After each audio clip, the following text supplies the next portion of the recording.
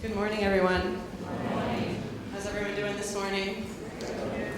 So welcome to the Washington Mandela Fellowship Pitch Competition. Super excited about this morning. We're going to hear 5 pitches from 5 fellows about their business idea. They're going to highlight the social impact and the profitability of their projects. We're also honored today to have some distinguished judges who are going to help us make the difficult choice of which pitches we will support. I'm going to briefly introduce our judges for you. So today we have Carl Thilk. Carl is the Chief Operations Officer at MCOBA Solar.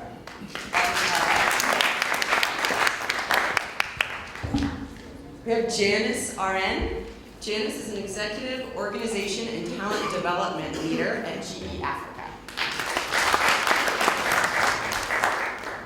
Jackie Mahati.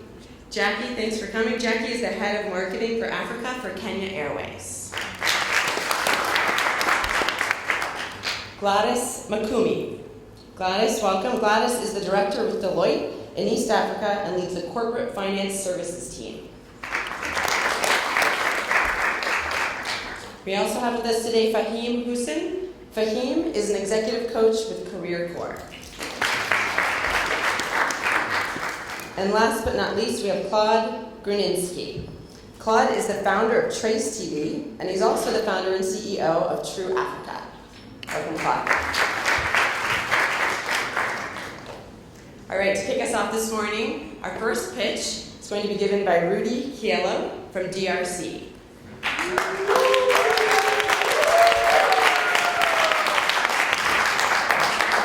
Rudy is the co-founder and CEO of Move, an agency specializing in advertising and marketing. He'll be pitching an ICT school initiative project. Rudy, the floor is yours. Your microphone. Okay, great.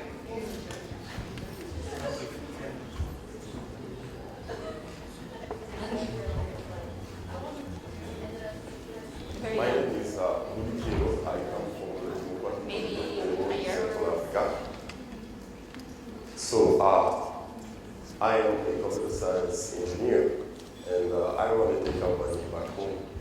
So the project I want to present to you this morning is called ISE. What is ISE? ISE means ICT School Initiative. So what is the problem that we want to solve through this project? By 2030, Africa will reach 200 million young females aged between 25 years and 39. So if you are not proactive now to create projects that will sustain them in the future, they can face 2 big issues. The first one is youth unemployment and generally poverty. So that's why we launched ISE, which is a computer and leadership training center for schoolgirls aged between 15 and 70 years old. And these girls are from 4 countries: the DRC, the Central African Republic, Zimbabwe, and Kenya. And we have been 11 Mandela Washington Fellows working on this project. So we got a budget that we have been able to secure. So basically, we got in-kind funding of $64,000 just to get training rooms, well-equipped with computers. And secondly, we're just looking for $48,000 grant just to support our operational activities. And secondly, we're looking for networking, to network with you guys, to sustain this project to the region. And lastly, we're looking for mentors. These mentors will help us to manage this project as it's an international one, especially about our staff. So, what is the impact of this project in Africa? First of all, we will reach 150 girls that we will empower in ICT. And these girls will be inspired to go and pursue technology studies in university, for example. And in long term, we want to reach 1,000 girls that we will learn tech stars just to face the problem that we have just shown in the beginning. And this will, we believe, this will create thousands of jobs across Africa. And there's girls, there's 200 million young women will not face probably this poverty issue and unemployment. So how to sustain IZ? Because we will not just rely on funding. So IZ has another sub-project called IZ Lab. So IZ Lab is a NICT bootcamp that we will launch with our school in partnership.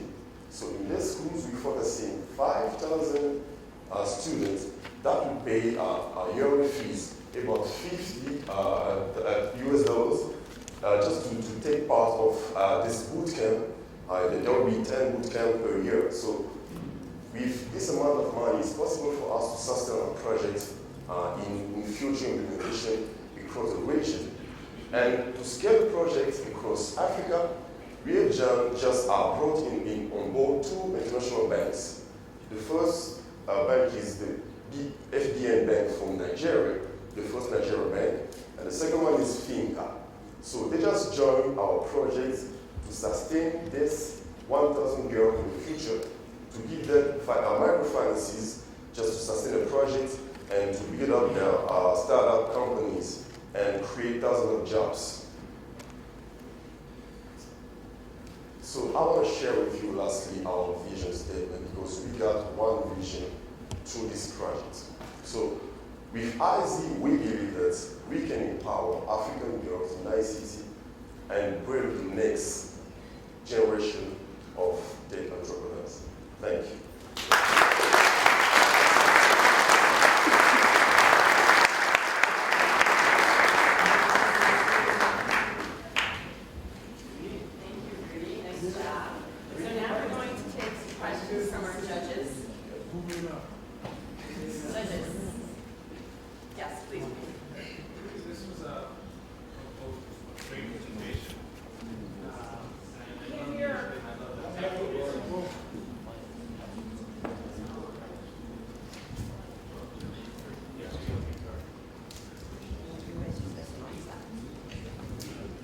Rudy, this was a great presentation. I love the focus on girls, and I love the focus on tech.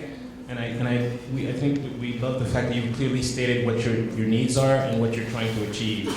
I'm just trying to understand the partnerships, how you intend to work with different partners in order to scale. You need mentors and networks, and you already have FDN Bank and Finca working with you. What kinds of corporate partnerships might be helpful to accelerate the growth? Thank you for the question. I will just go straight. As I said earlier, so we intend to launch this junior business incubator for young people. So the first approach is that it's not easy in Africa to get funding from youth, as we don't have any strength to fund youth projects. So we just brought on board these 2 banks. So they will help us to build this junior business incubator for young women during 5 years. While we were training these girls in secondary school, they will go in university, maybe in high school for 5 years of learning. And while they're learning, we'll give them some trainings in entrepreneurship, some trainings in computers, and some trainings in leadership. So when they finish studying in university, they'll come up with a business plan. So there will be like a pitch station, and the best project will get funded by these banks. Maybe in the future, they can transfer them to private equity and so on. So that's how we want to just broke these banks and work with them as partners. Thank you. One more question from our judges. Rudy, thank you very much for all the effort in this area. When you look at challenges, one of them is the financial element. Right below that, what's the next challenge you're going to need assistance with to make this a success? So the success of this project, we need our stakeholders, first of all, parents. So we know that in Africa, parents, in some region of Africa, parents are not interested in sending girls to school, especially in major countries located in Central Africa. Girls, they don't go to school easy. So we'll bring on board parents as stakeholders And secondly, we have to just to talk with schools as they are our second stakeholders. They have to select bright girls, bright students. So these are two big stakeholders we work with. This is the first challenge. The second one is about management, because this is an international project. So it's across 4 countries and about 5 cities. So we need to be empowered in management. And that's why I talk about mentors. So we really need mentors to manage this kind of project, because it's our first time to run an international project for those 4 countries that have different realities. Yesterday we got a session about how to improve access to education. So the first point was that in each country we have our own environment and our realities.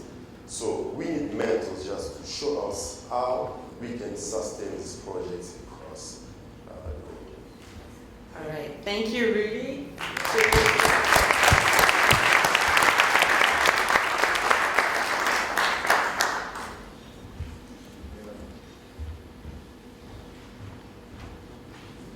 All right, next up we have Faith Chege from Kenya. Faith, come on in. Faith is the Chief Financial Officer for Barefoot Power Africa Limited. She'll be pitching a venture that seeks to bridge the gap between investors and entrepreneurs. Faith? Good morning, everybody. Good morning. My name is Faith. I'm from Kenya. And Dala Ventures is a... Can you hear me? My mic? That's great. So, before going for the Mandela Washington Fellowship, I, like most of you, believe that the main issue for lack of access to capital was mainly because we did not have investors in the market. But then after going to the fellowship, we were able to be so lucky to get Chris Aka, you see him on Shark Tank, as one of the investors we got to speak to. And the feedback we got from there was that the reason why entrepreneurs are not able to get access to capital is actually mainly because they don't have the impact, they don't have the capacity to be able to access this money. So Dala Ventures then is a company that I've been building for the last 5 months to ensure that the gap between entrepreneurs and investors is bridged. So how are we doing this? So for entrepreneurs, we're helping them with business development by ensuring that they have the financial, legal, and marketing structures to not only be able to do business, but also to be able to scale when they get the funding to do that. Also, after that, we equip them with business tools like the business canvas model and the pitch decks, which are instruments that investors mainly in the Silicon Valley are able to understand when you then are able to present to them your value proposition and then market and basically package your idea. After that, we match them with investors. So for example, you'll have social entrepreneurs who need impact investors for them to be able to get seed capital, for them to be able to scale.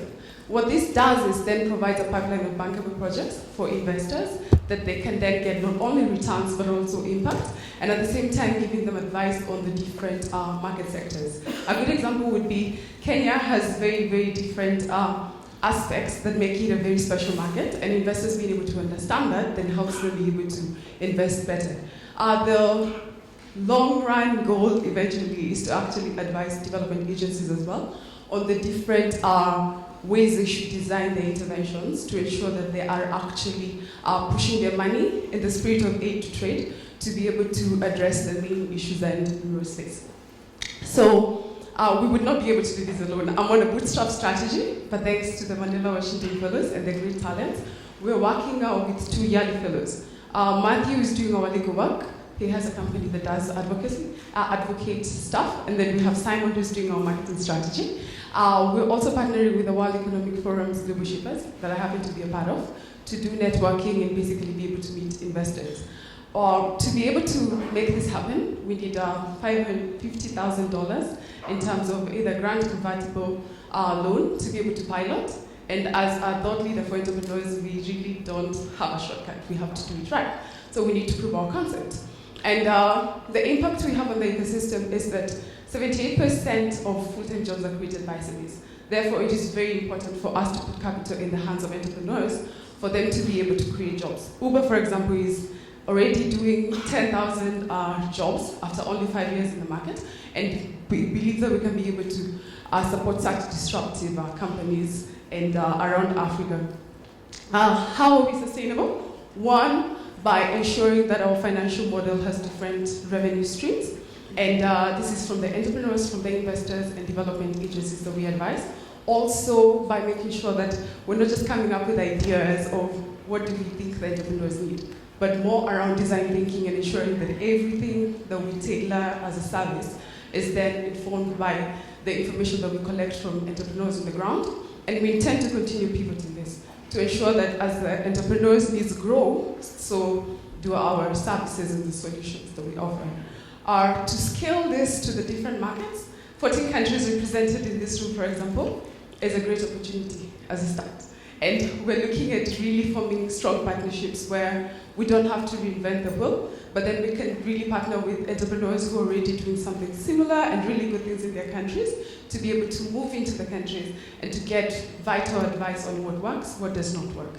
And then, because our services are very, very, very tailored to the entrepreneur needs, we do a need analysis, for example, and find out what are the gaps and then begin to address that. So it will mean that when we move into these different countries, we take the same approach, very practical, a lot of activity around filling the business canvas model, a lot of fun as well, but then ensuring that it is as tailored as it possibly can.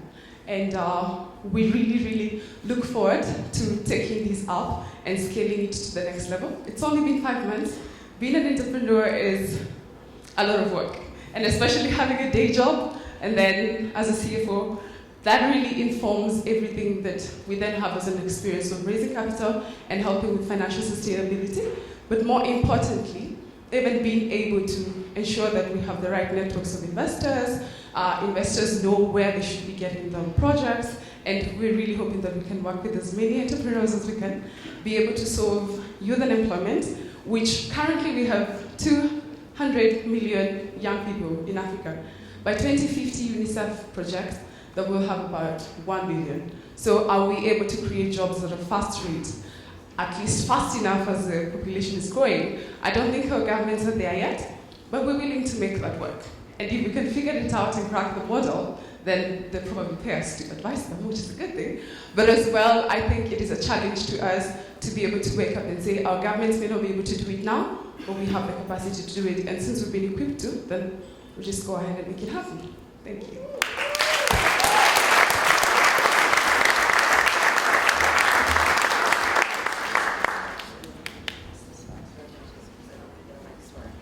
We'll go ahead and have time for about 2 questions. Who wants to start? Jeff. Faith, that's quite impressive. Quick question. You talked about possible revenue streams. Maybe if you could just elaborate a little bit more on which those ones are based on the research that you've done so far and how you expect or see them fitting in. That's the first question. And then how big is this need? What is the market percentage of this need? I didn't seem to have caught that. So first on the revenue streams and the different, we've come up with a financing model. So our customer segment includes one, the entrepreneurs, and we're using a deferred pricing mechanism where the entrepreneur can then pay, let's say a 30% sort of deposit for us to begin the business development. And then after that, and we have made sure that then they are investor ready, we then connect them with an investor. So at that particular point, then they pay us for helping them get their investor. And then to their investor, which is our second customer segment, then the investors are looking for bankable projects. So a good example would be if you're in Silicon Valley and you don't want to have to put up structures to put up a company in Kenya, for example, we already have the entrepreneurs. So you pay us to basically get your pipeline of projects that we have prepared for you.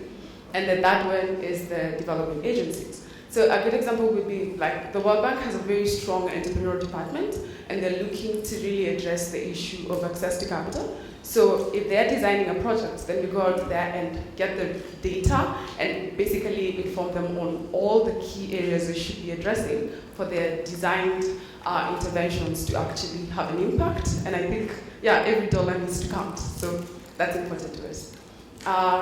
The next question was on? Oh, so, yes. Yeah. So what we found is there is a missing, they call it the missing middle, which is basically a lot of entrepreneurs, again, I'm Kenyan, so I know the Kenyan market really well. And what happens is there are likes of the world, the iHub and so many accelerators that are doing a very good job at taking ideas and basically structuring them into good companies. And now the problem becomes, it saturates the market with what we call zombie startups. Because then there are all these companies that have great ideas, but then you need money to scale. So they're now placed in a position where they're not small enough to access the kind of like Kiva sort of funding. You can't do Kickstarter anymore. You can't do microfinance. You're too big. But then at the same time, you're not big enough to go to like Acumen, and Acumen gets your attention. So then we call that the missing middle, and that's the market we've been looking at. So less than $1 million, but then again, seed capital to be able to start and to be able to scale to the next level. Yeah. Thanks for a great presentation. The SME space is very broad. Are there any specific sectors that you're focusing on to create the biggest impact for job creation? So, as a CFO of a renewable energy company, I have a lot of expertise in the renewable energy sector. So that's one of the key areas very close to my heart. And I believe that energy, I mean, we're looking at about 600 million people without electricity in Africa, for example. It's a large market. And there's a lot of DFIs, for example, coming together and saying, instead of giving grants, why don't we put together impact funds? So a lot of that is already happening in the market, which makes it really easy to connect the two with the expertise and the sort of like infrastructure to make that happen. And another one is we're really big on social impact. So besides just being able to sort of like breathe life into companies that are making an impact and solving problems that are designed for the African market, we're also really, really keen on making sure that in the spirit of servant leadership, we can then begin to nurture these entrepreneurs and tell them, I helped you get, what, $600,000 and now you're able to scale? Why don't you then in return give a bit of money to another entrepreneur? And then what we believe that we do in the long run is create a pool of local investors. So hopefully by, what, 2050? No, that's too far, we'll be like, 60 or 70? Maybe sooner than that. We can have a lot of Christakas just running around. And basically what that does is it really builds the confidence of like foreign investors, because then there's a lot of shared risk around that. Yeah. Thank you. All right, next up we have Ange Imanishimwe from Rwanda. Ange is working, come on up, Ange. Ange is working to integrate biodiversity, conservation, and employment promotion.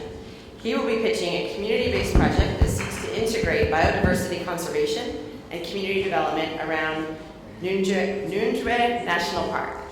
Ange.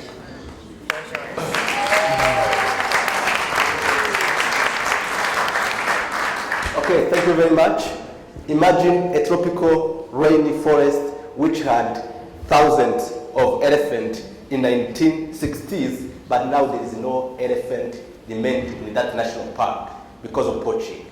Imagine a tropical rainy forest which had thousands of buffaloes in the 1950s, but there is no buffalo remain there because of poaching.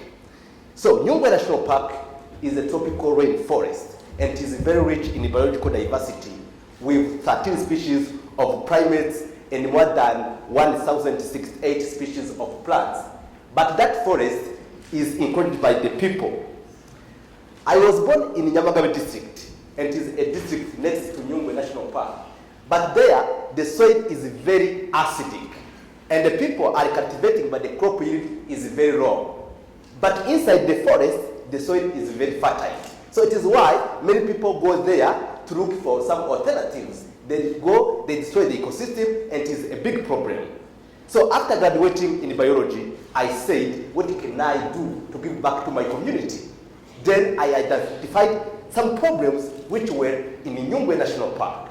So one of the problems I saw is that when people were entering the forest, they were also spreading some invasive tree species. I said, this ecosystem doesn't need those invasive tree species, but on the other side, the communities need those tree species to make timbers and poles to develop their financial capacity. So what I did is to take the young people, and I found an organization called Biocorp Rwanda, where we went to the forest, we were removing those invasive tree species, and we were selling them in timbers and poles to support the local communities. We saw the people who were in the high-risk zones, we gave them the opportunities to get jobs, and we gave jobs to 1,000 people in that project. And also, those who were in the high-risk zones were given some exotic trees to move to good settlement. And the part of the money was put in our conservation fund to make sure that we can keep having money and solve some ecosystem problems without relying on grants. So the impact of our project is that we are going to give jobs to 3,200 people, and we are going to train the local farmers on improved agricultural technique by making organic fertilizers to make sure that we can reduce that soil acidity and build a food security for the people to make sure that they don't need to rely on park resources. So this is my project, and now my way forward is to make sure that I can do a lot to support my community. And now we have the savings of $10,000 US, and we need $50,000 US to make sure that we can develop our project. Because the money we got, we were also building some infrastructures, including a milk collection center. Now we want to shift from milk collection center to milk dairy to give alternatives to the people. And also we have a honey collection center to make sure that when those trees will be done, we can continue having money. And another thing is that now we are planting some trees outside Nyungwe National Park to make sure that we can encourage agroforestry, but also we can engage many people in biodiversity conservation because we all depend on ecosystem services. Thank you very much.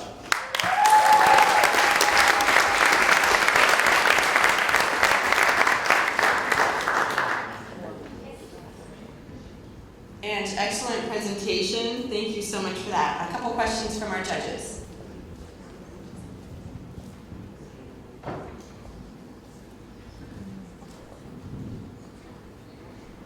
Judges, questions? Yes, Raheem. Thanks so much for that. You mentioned creating jobs for 3,200 people. What types of jobs are these, and what skills will be required for them to perform those jobs? Okay, thank you very much. As I said, we have already started to give them jobs, and now we create more than 1,000 jobs. What we do is to train the people on biodiversity conservation and on technique to remove the exotic tree species. So the jobs we are giving them is to go and cut those invasive tree species which are hindering the growth of indigenous trees in the Nyungwe National Park. And that is affecting our tourism industry in the country because, when indigenous trees don't have the fruits, the animals are using the big homeland. And when the tourists go there, they don't find them well. So we want to encourage tourism because it is the first sector to generate income to my country. Thank you. Anyone else? Another question from the judges? Janice, please. Do you have to work with any of the government wildlife agencies to do your project? Yeah, thank you very much. That's a great question. I'm working with Rwanda Development Board, and it is a board in charge of tourism and conservation in my country. So to go in the Nyungwe National Park, of course, a permit is a requirement. And as it is a protected ecosystem, it was not easy for the people to go and take those invasive species. So it's I who tried to go and convince the government that we can use those resources to promote the livelihoods of the communities around the Nyungwe National Park. Great, and actually we have time for one more question, if there's another one from the judges. No? Okay, Ange, thank you so much.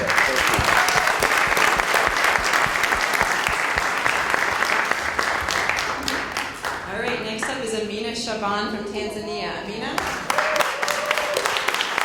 Amina's coming up. Amina is involved in empowering youth through livelihood and life skills training and financial assistance. She will be pitching a social enterprise project that will focus on youth unemployment in Tanzania. Amina, come on up.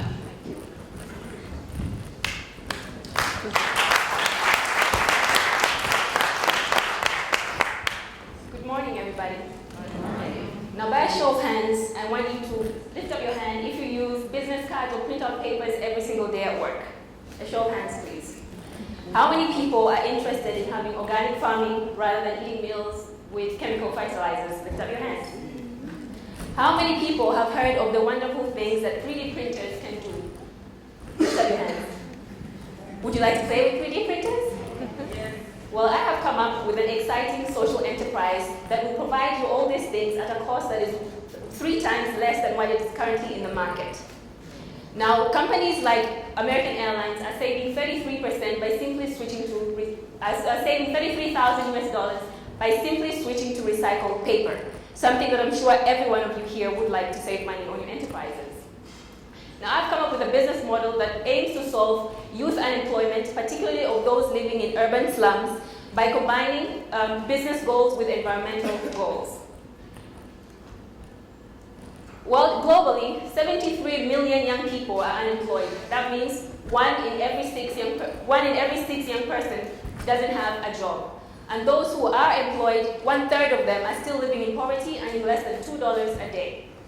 In sub-Saharan Africa, the youth unemployment rate is at 12.3%.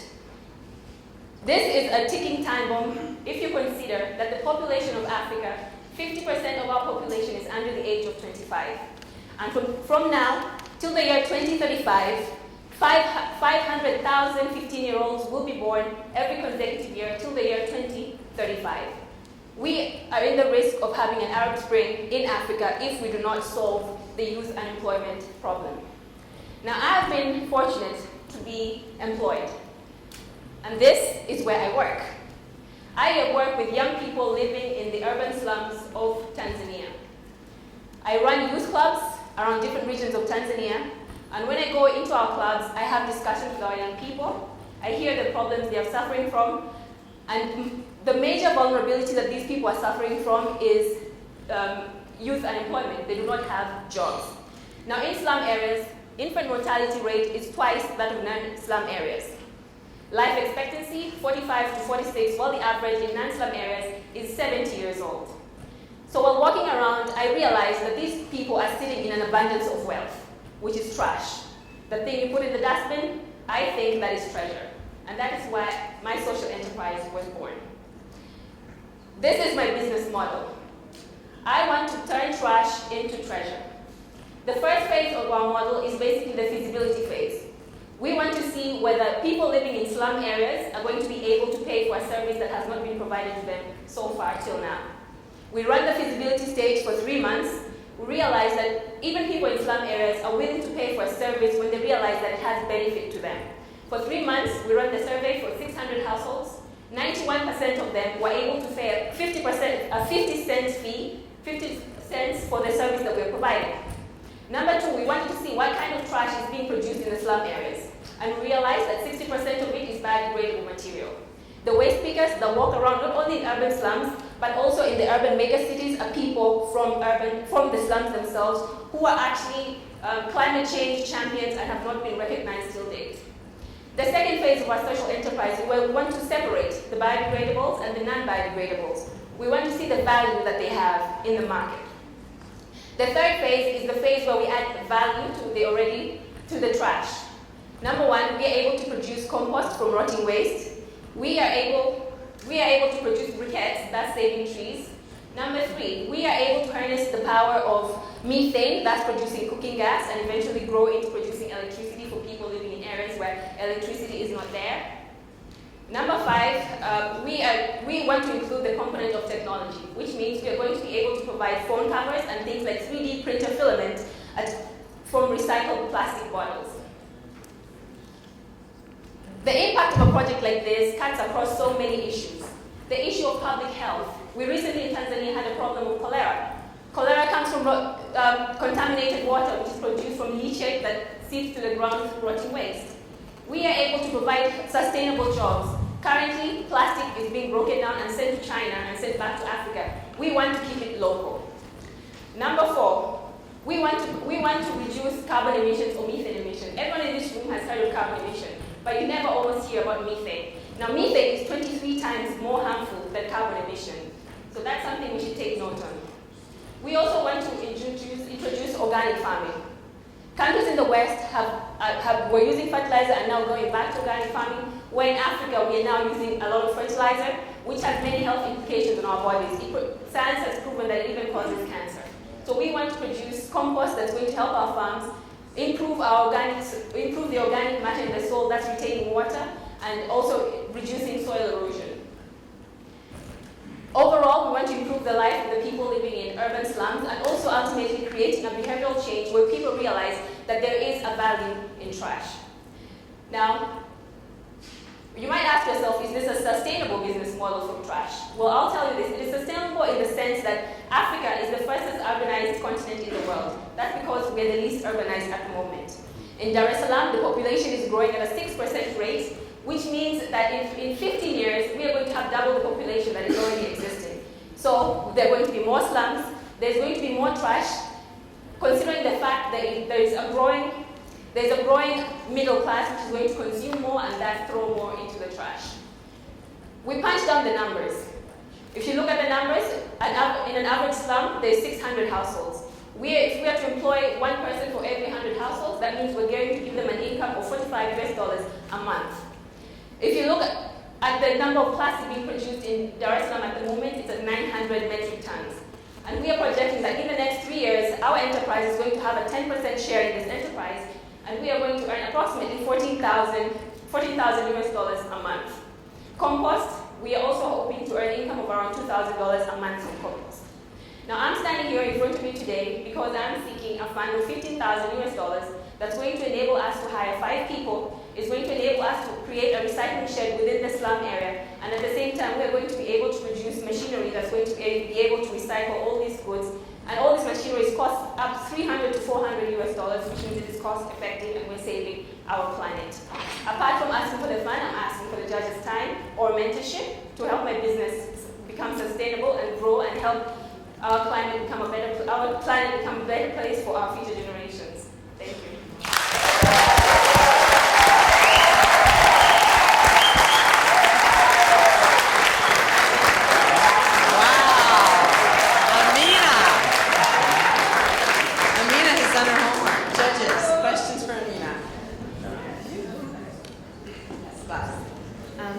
Amina, thank you. Thank you for caring about the environment. In terms of, okay, so you have all these products you've come up with, from the waste generation. Have you thought about how you're going to get them to the market to be able to earn the amount of money you put up on the slide? For example, when you talk about the compost, so have you thought about the route to market and how you're going to get it to the eventual beneficiary? Yes, currently we are trying to create partnerships with the government first because in Tanzania we are running a program where we're saying that agriculture is now. So we've had talks with government officials and they're interested in the project. We've also had different talks with local NGOs that are helping link up the value chain in the agricultural sector. So we have people that are interested in the idea. Yes, Carl. So thank you for all your efforts. When you did your feasibility study, was there any surprises when you were going through that process? Well, one of the things that we did not anticipate is the positive feedback we would get from the community. Essentially, people think that because you're poor, because you live in a slum, a lot of people discourage us, saying that these people are not going to pay for the service. If they can throw it outside their households, why would they pay for it? But we realized that they do realize the health implications that waste has on the environment and on their lives. And when we try to explain to them the deaths that were happening in the slum area with regards to cholera or dysentery of their young children, they kind of took on the idea, and the 90% payment rate was a very big surprise to us. We're expecting at least a 48 to 50% payment rate. Thank you. Yes, Jackie, please. Amina, just a comment first. One thing I've noticed that is really impressive, and I'd really like to urge the young African leaders, the use of data analytics to actually make strategic decisions. You've demonstrated that very, very well, and I'd really like to congratulate you for that.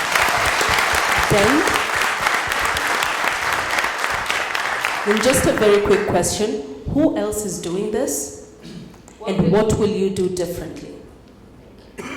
Well, there is one company in Tanzania that is doing something similar, but not the exact. It does not tap into the urban slums. It works with the waste pickers away from the slums, and since they just buy the byproducts from them, take them to the Chinese recycling firms, and it's exported. So we are the first ones to actually bring in the recycling component of where we're trying to say we're adding value to the waste within the local market and not exporting it and bringing it back as finished products. I may want to add something to your great answer, Amina. There's also a company in Nigeria called WeCyclers, which is doing something similar. So it might be interesting for you to collaborate with Vilikis, the founder, because I think you're on the same line of social change, which is wonderful. Thank you. Thank you. Suggestion club. Thanks. Thank you, Amina. Thank you so much.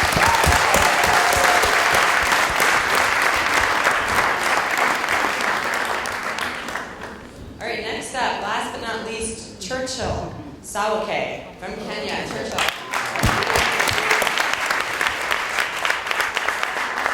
Churchill is based at Jomo Kenyatta University of Agriculture and Technology. Churchill lectures at the physics department as an expert in renewable energy technologies. His pitch focuses on portable energy solutions for nomadic communities. Good morning. Good morning. In the year 2007,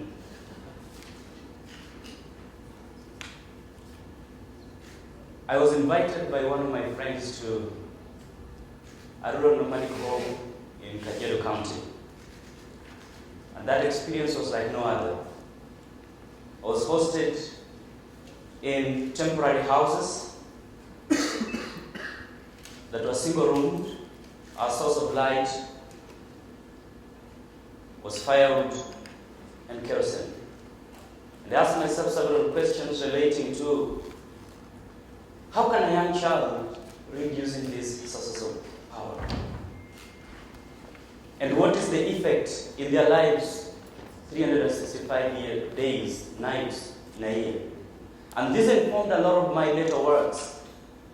And for the past 4 years, I have been working on researching on renewable energy technologies for rural electrification in Kenya.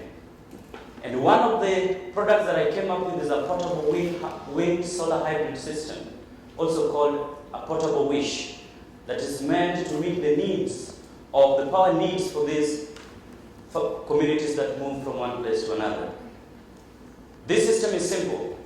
It comprises a solar panel, a portable wind turbine that can easily be dismantled, disassembled and assembled for ease of portability. This system is easy to assemble for purposes of meeting the needs of these nomadic communities. But then later on I asked myself, now the research stages were over and were funded by my university, JKU Earth and JICA, and I asked myself, how can these products reach the communities? And I met my fellows, the founders of Neighbors for Peace and Hifadhi Africa, with whom we did a community research on the migration patterns of the Maasai communities and how the best model that we can use as a social enterprise to take this technology to the communities. And it was simple. We found out that if we can be able to group these people in women groups of 10, each woman representing a household, then we can be able to achieve a sustainable social enterprise that can help us to meet the needs of these people in a sustainable way. And the next stage of this project is to pilot. And we seek to pilot this project to 100 households in nomadic communities in Maasai and Kajiado County through social enterprise. And we are going to do this through Nguvu groups that are going to be represented by women from each household. So these Nguvu groups will operate on a cycle. Each cycle will consist of women contributing for one another to access these systems. So we're going to have 10 groups consisting of 10 women groups each. And in each of these groups, we'll provide we are going to subsidize the systems for them for the first 5. And then it will rotate them pulling up their resources and obtaining them. We'll provide them with capacity development in enterprise so that they can be able to scale this, and also on technical for purposes of operation and management. So we are seeking to buy in into this pilot phase to a tune of a financial cost of about $25. Technical enterprise, technical expertise, and also the criticizing our business model, whether it's sustainable.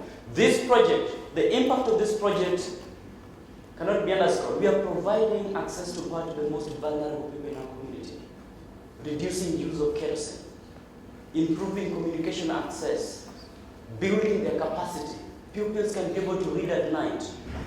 And so we are going to provide power that will have long-term impact in terms of livelihood transformation, engagement of the nomadic communities in climate change and green revolution, enhancing their participation in civic education, because in civic participation, because they will be able to get information wherever they are in their temporary places. The sustainability. This design is homogeneous, and we can be able to replicate it. Mass production, local, through using locally available materials. The social enterprise, the Nguvu cycle, which is well illustrated there.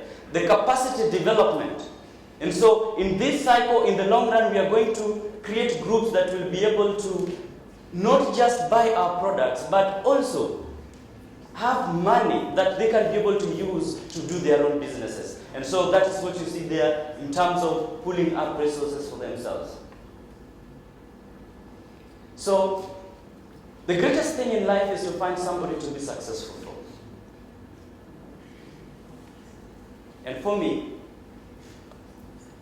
I want to be successful for this young little boy who long for light, clean source of power to meet the basic energy need of him reading at night and having a better performance like any other child around the world. This is my wish too. This is the wish of the Normans. It is my hope that I can make this be your wish as well. To join me in making this wish come true. Partnering with him financially, providing technical advice and business model to raise the hopes of these vulnerable people around in our communities and around the world. Bringing a smile to them and rising to their needs.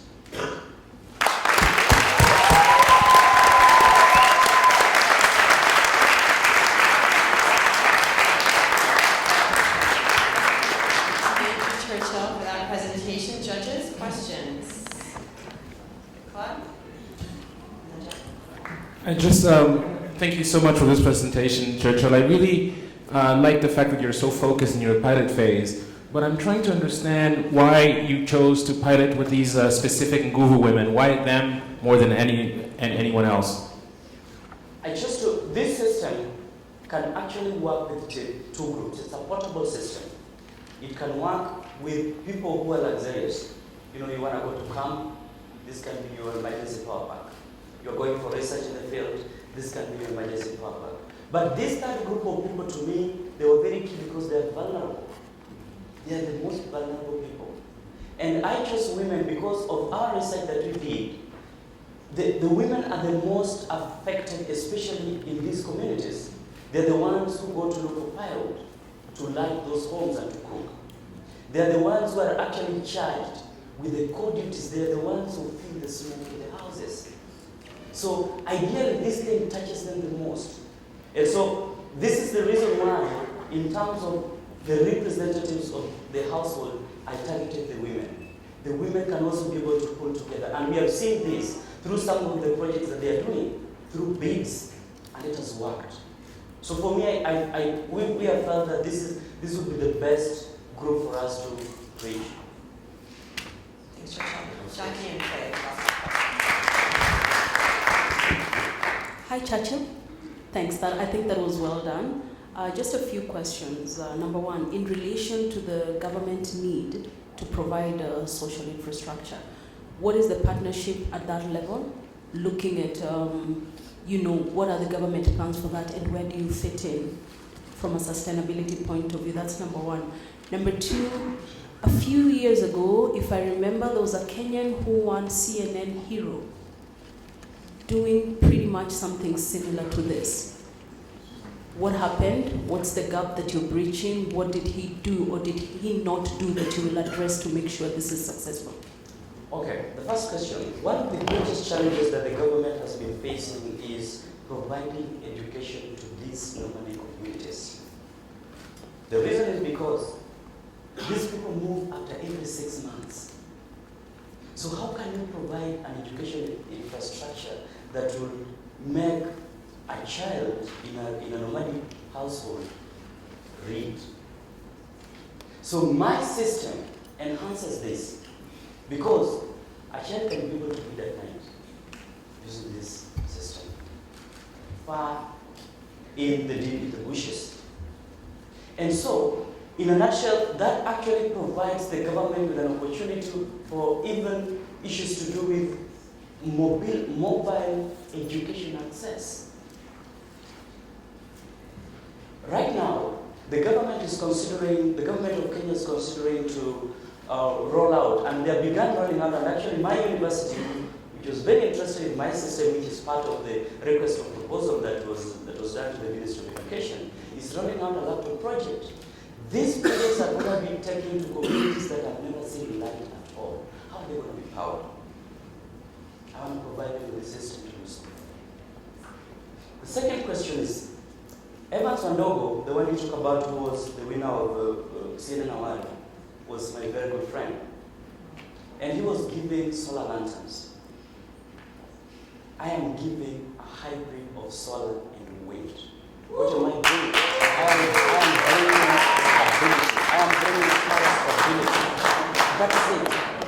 When there is no wind, when there is no solar, you still can be able to light your source. Great, thanks, Churchill. Sorry, we ran out of time. If you want to grab Churchill afterwards and ask a question before you guys evaluate, that would be great. Thank you, Churchill.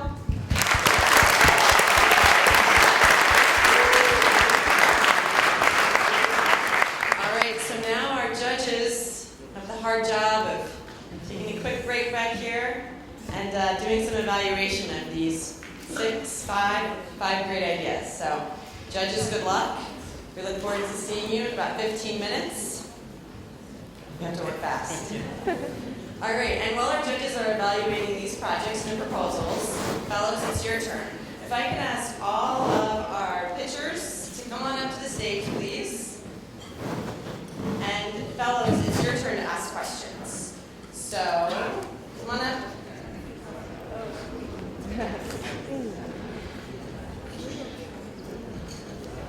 Thank you. My name is Alex Bahati. I'm the CEO and founder of a telecommunication company called Visionet. I'm from the DRC. My question is not really a question, it's a comment to all the fellows. I really enjoyed the presentation because it's not a pitch for me. Sorry, I'm not an expert in the field, but I think when you're presenting, you don't look at the slide. They remain in the background. You maintain eye contact. This is very important when it comes to a pitch because this is something that we've been trained for. And here we are training professionals. So I'm giving you that advice next time when you're talking to people, maintain eye contact, be concise in your presentation, and please don't do, I was doing, and you know, this is not so professional. So when we are doing pitch, we need to.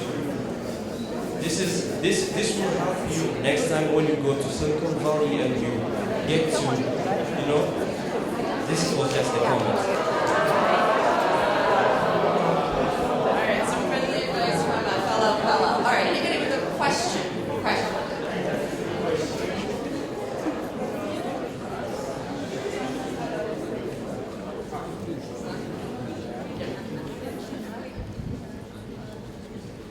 Hello, this is Jamila from Uganda.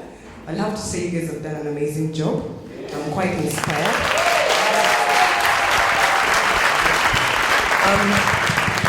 My question goes to you, Faith, right? I loved your solving unemployment and mostly when it comes to investment. but I would love to know if your client and looking for an investor, and then you give me an investor, but I did not anticipate my business so well, and I end up getting a loss. How do you account for that? Am I the one to account for the investor to pay back his money, or we share the loss? Great question. Go ahead, Faith. Okay. So the first step in helping the entrepreneurs get investment is actually doing business development, which is very important. So what we do is first and foremost to ensure that your revenue streams, for example, are viable to be able to help you make a revenue to be able to pay back how much you'll be getting. And another important thing to note is there are different types of funding. You may be so young, you will not be able to pay back a loan.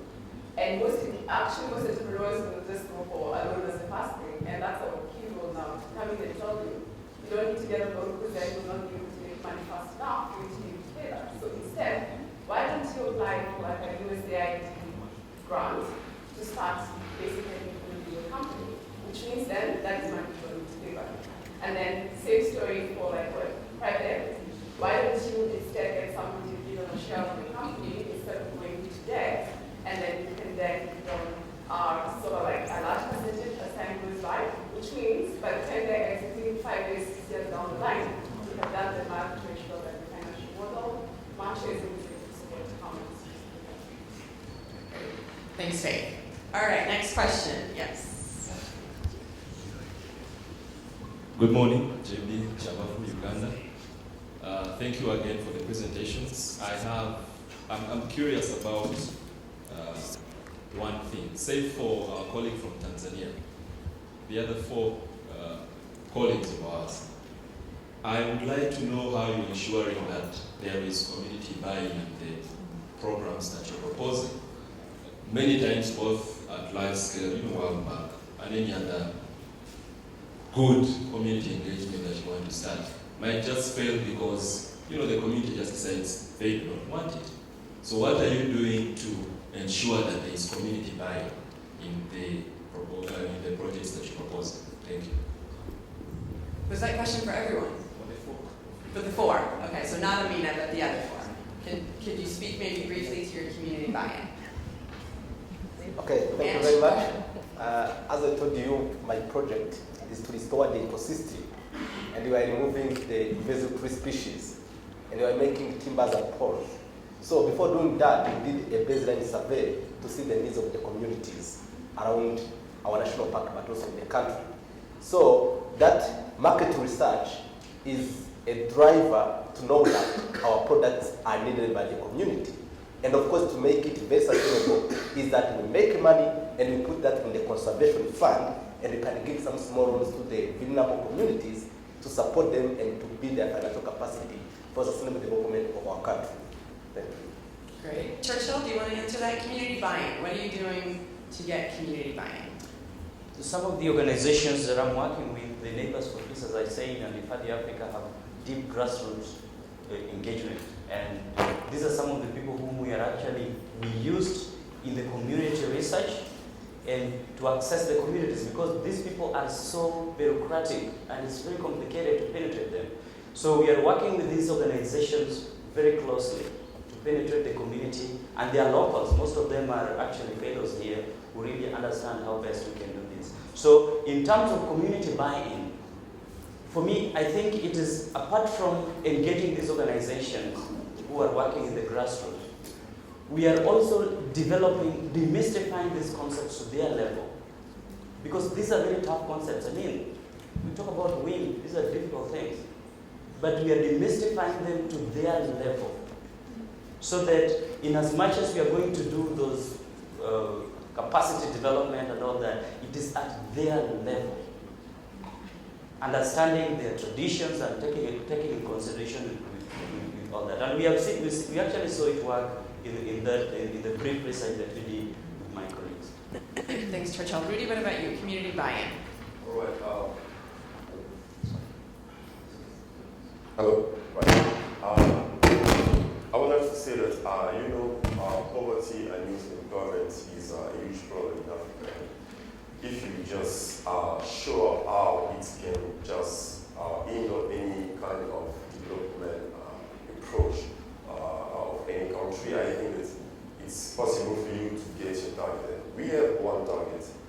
don't just buy a product, sell a product. We targeting girls. And to get us girls, we need the agreement of the parent, first of all, and secondly, the agreement of schools, because we go to these schools and register them. So we talked about getting on board some other stakeholders like the USNDC, because they got their Twitter account and Facebook pages that draw many subscribers and followers, and they can just help us with communication to show that poverty is real. And if we don't take a great step now, a positive step now, it's possible that in 20, 40, 50 years from now, we experience a great problem in the community. So we think that our approach is more based on communication to show how poverty is a real problem and will bring to many crises in the future. And if they got access to that information, I think that they will agree to send the girls. And as we say in Africa, when you educate a girl, you educate the whole country and the family. So we think that it's possible for us to have our barriers. I can say barriers, but our specific barriers. Okay, thanks, Ruby. And Faith, community engagement, community buy-in? I think talking for you towards design thinking, it's a very important tool that we're using to basically ensure that as we develop our businesses, for example, 5 months, and just ensuring that as we help entrepreneurs and investors, then we're getting feedback on what are the new needs. Because then it's simple to just sit in a boardroom and come up with ideas, then try to shut down the slots, which is not going to work. So to increase adaptability and make sure that then you're addressing the right problems and your value is strong, you're using design to ensure that we are addressing the right. Great. Thanks, everyone. Another question, actually, I had right here. Yep. Thank you very much. My name is Stella from Uganda. My question is directed to Ange. I was concerned about your revenue income. You say that you assess the needs of the local community and that is going to be your main market, but isn't that going to be very limiting in terms of revenue? Because if you're making products based on the needs of the local community and their purchasing power, this is a community that lives close to the national park. Isn't their purchasing power a bit limited, and wouldn't that limit your revenue sources? Wouldn't it be good to look for a wider market and a more empowered market? Great question. Go ahead, Ange. Okay, that's a great question. So we started by empowering the communities which were around the park because they were causing many problems, and many of them were living in high-risk zones. So my organization is a community-based organization. First of all, we're supporting the communities to make sure that they can have good settlement and that they can have food security. So after that, we're going to scale up a project in the whole country and even in the region to make sure that we can have a big market. But at this time, we want to empower the communities to make sure that we can create a win-win situation in terms of integrating biodiversity conservation and community development. Because the forest we're protecting is providing 70% of the water we use in the whole country.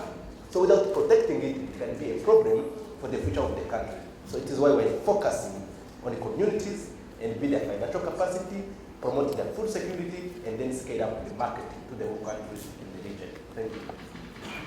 Great, thanks, Ange. How about from this side? Here we go.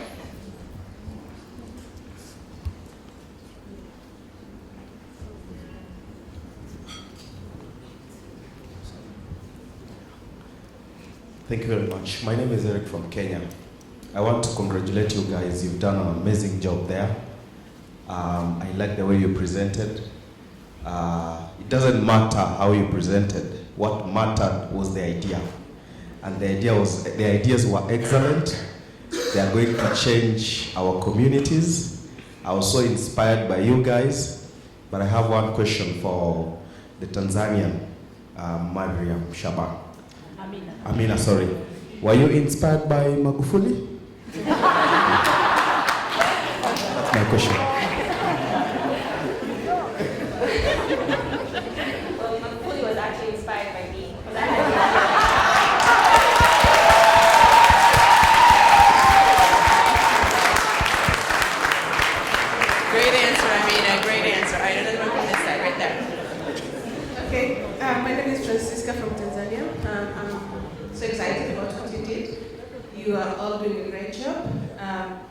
I'm so impressed about what Sabina presented.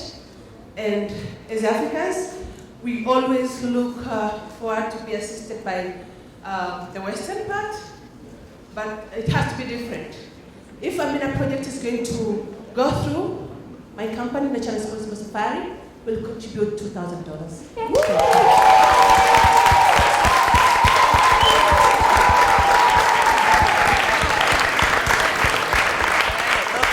We have $2,000 for Amina. Anyone else want to contribute to Amina's initiative? So, hi everyone. Thank you so much for the presentations, and I have a really quick question for Faith. You say that your company is only 5 months old, and that is still very young. I wanted to know, according to your SWOT analysis, what were the risks and challenges of this business actually succeeding?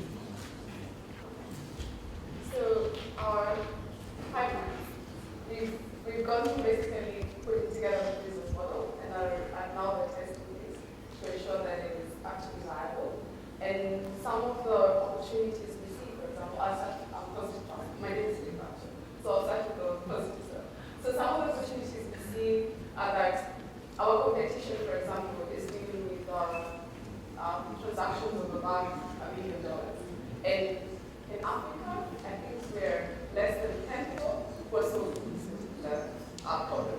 So that's a great opportunity and a large scale of entrepreneurs who are still not big enough to need $1 million to raise on the funding, and that would be as an opportunity. What are some of the threats that are in the market? Are definitely the fact that Africa is growing and other parts of the world and other continents, is growing at a very fast rate. So one of the threats becomes just being able to make sure that there is enough investments to be able to fund entrepreneurs. And that we are trying now to address by nurturing more local investments. And it's been being able to mobilize people to their African region, put their money, and mobilize local capital to be able to address that. Thanks, Faith. All right, any more questions? Questions here? Hello, everybody. My name is Shakespeare Are from Kenya. First of all, by reaching here, you guys are all winners. There's no number one, there's no number last. And I just want to add value. From the background, the organization that I come from, Greening Kenya Initiative Trust, ours is to accelerate demand-driven green consumerism. And I'm grateful because all your proposals fit into that. And you guys are aware that we are in that transition to green economy. The COP21 was very successful. The only thing that I want to add is that I didn't hear any one of you mentioning anything related to climate change, because there's where the money is.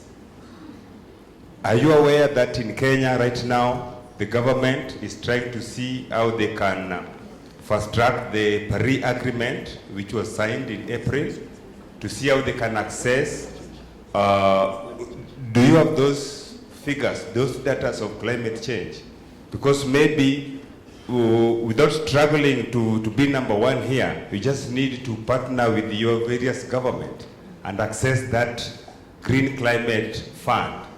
We are talking of, in Kenya alone, we are talking of $800 million that we can access. That's way above even the budget that was read the other day. So your ideas can fit into that. Each one of you can go there and keep a certain percentage of that amount. So you just go back to your drawing board, think without a box. You don't need to think inside or outside a box. You don't need a box if you're a young leader. You just need to come with your ideas and be bold like the way you are and go for that green climate fund. It's there for everybody in Africa. Shakespeare with some financing advice. Okay, is there someone on this side? Yes. Good morning. And question. I'm Bernard Lennon from Turkana in Kenya. Question to Saudi. How affordable are your equipment? Number two, how repairable? because, you know, a goat can run over that thing once, like you are charging it, and, you know, we take care of livestock. You know, those young kids can run over those things when you have put them outside there. So I would want to know, if I am buying it, is my grandmother with the equipment safe? Like, she can repair it and she can afford it.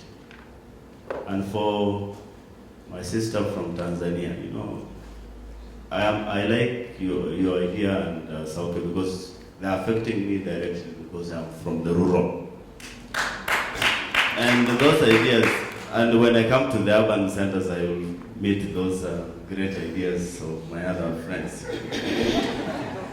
You know, sometimes when you read a book called The Poor Are Not Us, by the East African publishers, it tells you sometimes we look at those people in urban centers, in rural, like in slums, like they are poor.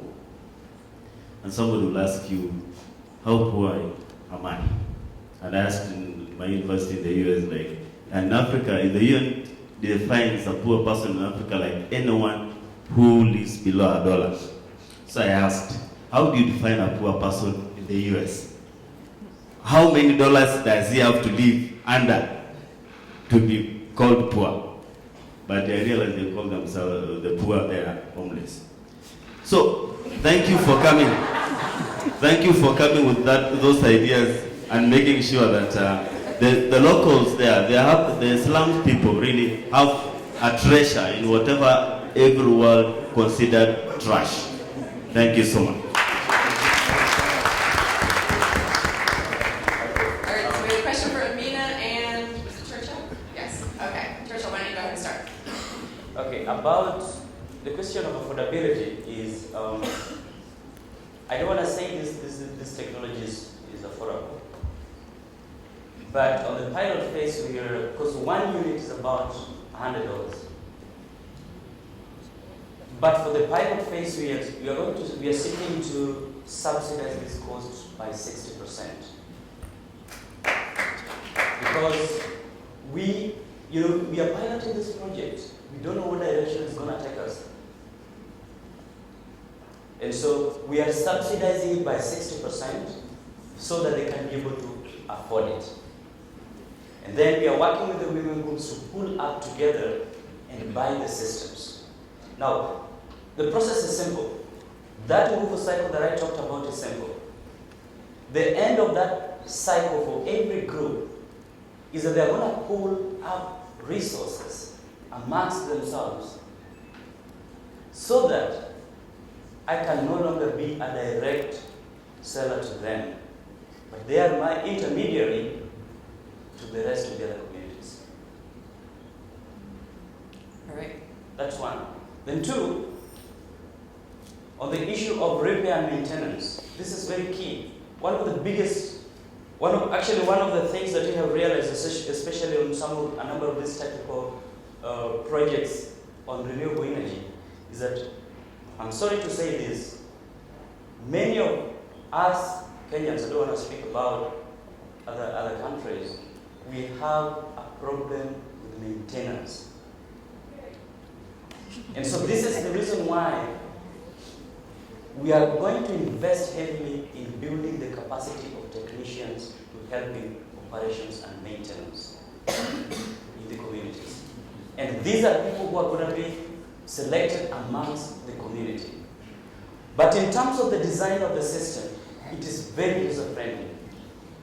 That turbine that you saw there, if it fell down, nothing will get spoiled.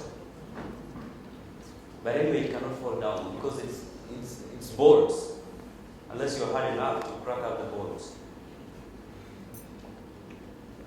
So it's made in such a manner that it's very user-friendly for the most hard person in the rural areas. Okay. But also, one last thing is that, as things change, we're talking about livelihood transformation. About 15 years ago, we had phones that were not touchscreen. And I'm sure that one of the questions that the innovators of those touchscreen phones were asked is that how is the screen going to survive? we are surviving with age phones. Is it not true?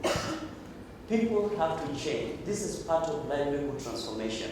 And this is part of the things that we also have to take the initiative to change the mentalities of people. That when the new technologies come, we also have to advance and change on how to handle them.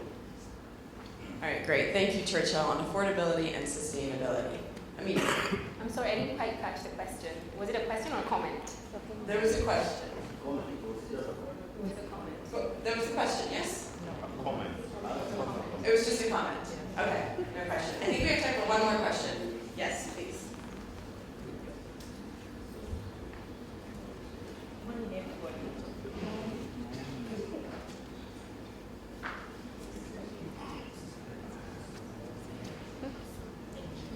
My name is Kezi Mukiri from Kenya, and I just want to commend you guys for, standing up there and making the presentations that you did. But I want to speak specifically on the pitch by Dana Ventures, Faith. Good job.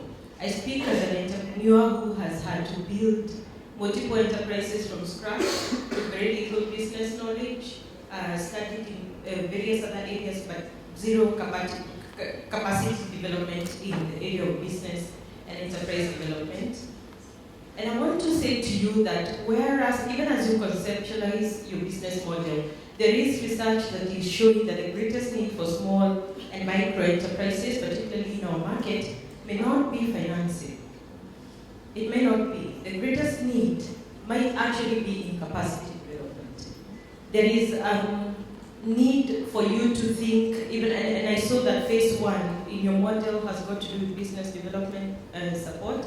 There is need for training. There is need to empower small and micro entrepreneurs in knowing how to even think through their business models, knowing how to develop structures, because the thought in itself and putting hands on their businesses and having the capacity to turn those ideas into profit-making ventures can actually be what will develop those models. For the last 8 years, I've not needed financing, but I've grown an enterprise that provides direct and indirect employment to nearly 100 households.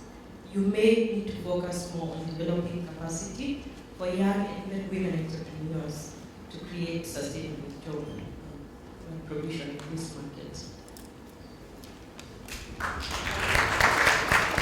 More advice? All right, like question. I think we do have another minute. Does anyone else have a question? Yes.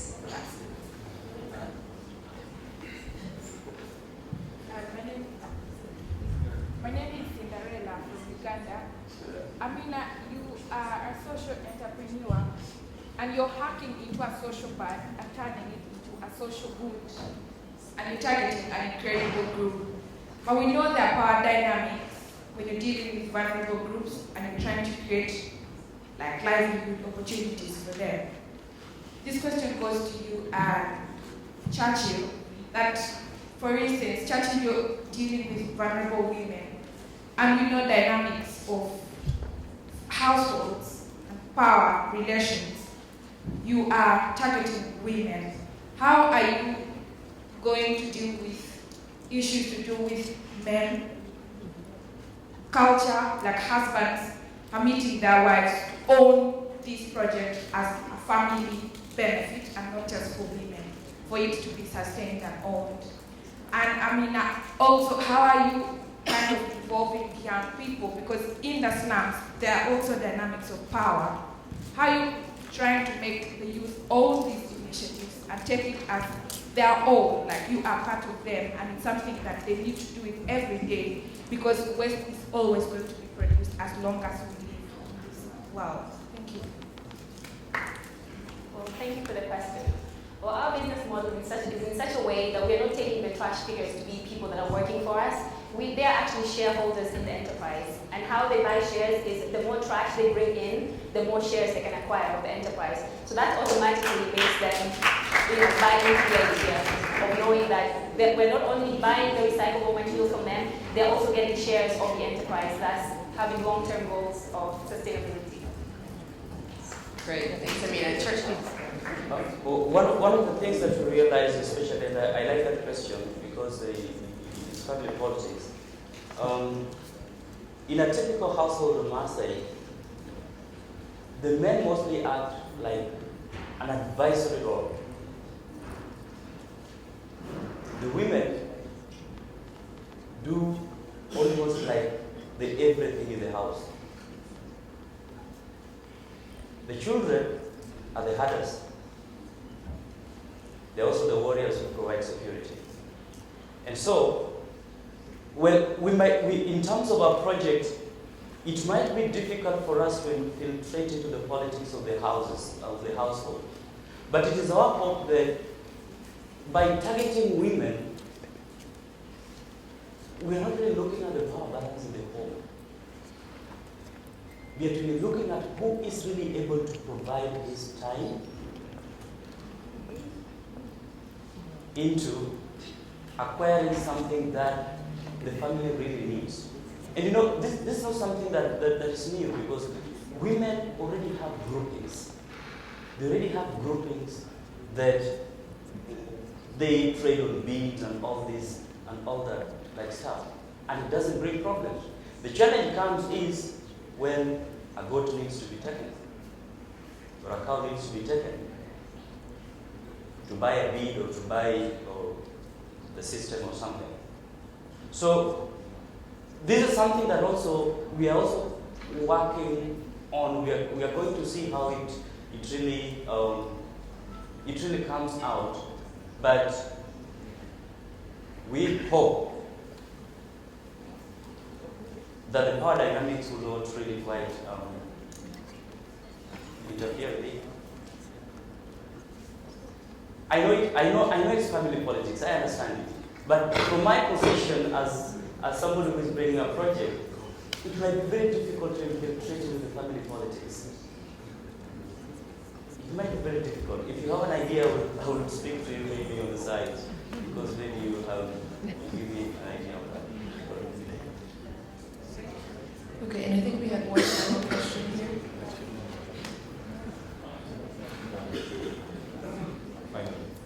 Matthew from Kenya. Thank you, it was a great presentation. So my question is, because each one of you has like different things that you're seeing now.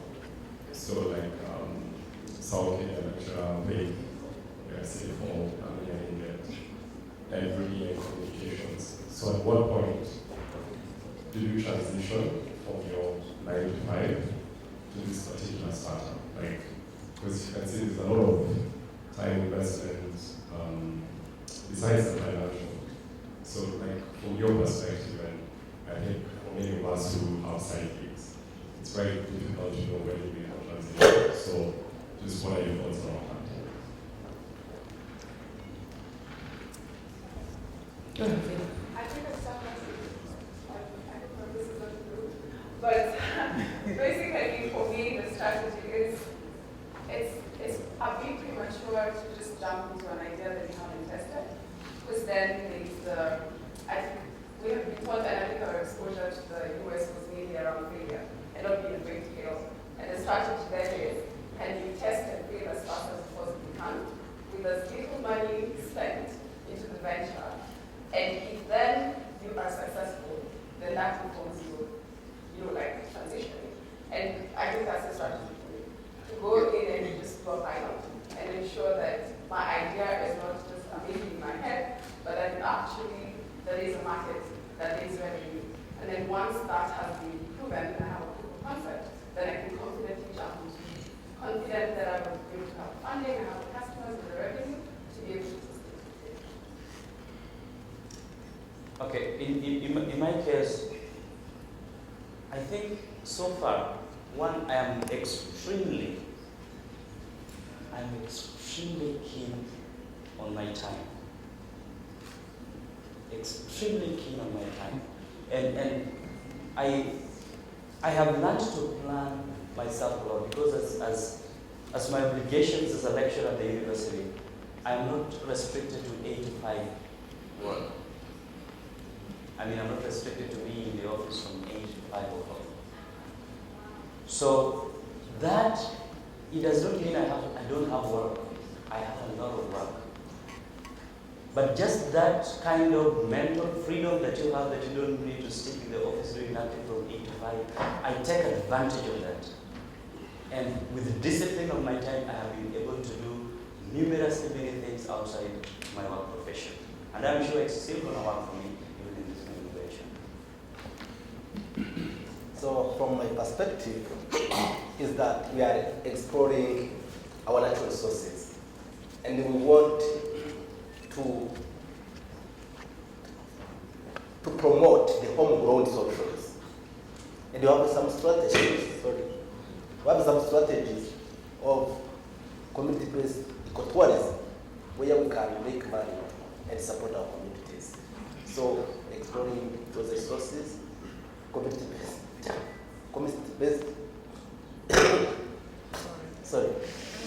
natural resources, it will be a driver because we have even the culture. Our culture is an opportunity. So the tourists can come and explore it. Thank you. All right, is everybody ready? Are we ready to hear what these wonderful fellows are going to receive coming up, judges? We're ready for the results?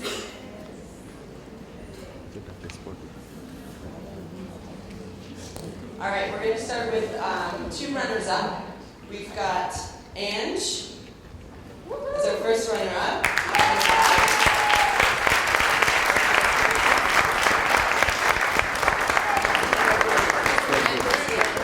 Ange and Rudy.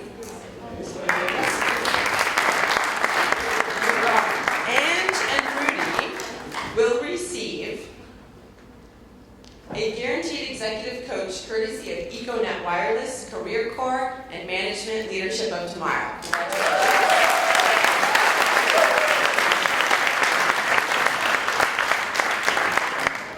All right, our third prize winner is Faith.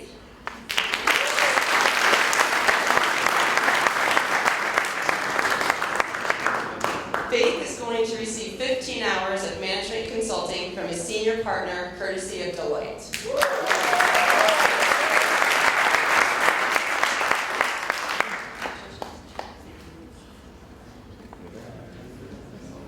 Oh, and Faith will receive 1 economy round-trip ticket on Rwanda Airways courtesy of Satguru. All right, our second prize goes to Churchill.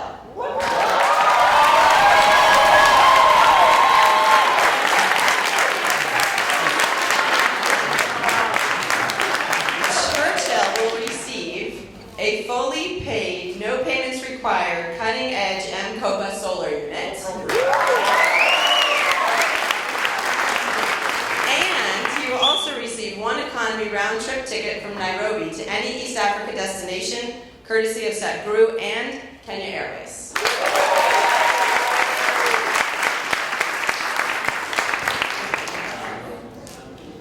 And the winner is Amina.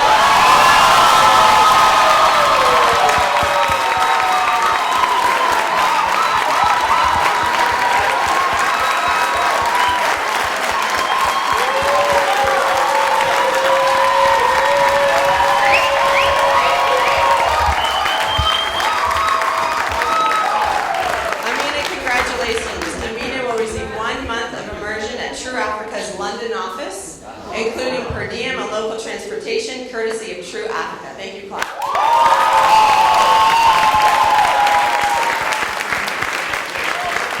So let's hear it one more round for all 5 pitches. Fabulous ideas. Thank you, fellows. A real demonstration of the innovation and achievement that's here in this room today. Thank you so much. And to the judges. Thank you so much, judges, for your time and also for the prizes that you have generously offered today to our fellows. Thank you so much. Congratulations to all the pitch competition presenters. Congratulations to all the pitch competition presenters. And a big thank you to all of our judges. There will now be a 30-minute coffee break in the ballroom foyer. The next session will begin back here in Savo at 11:30.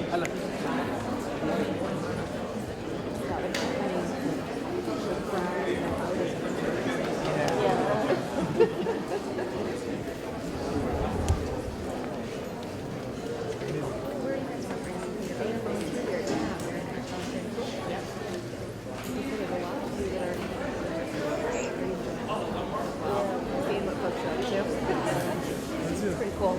So when is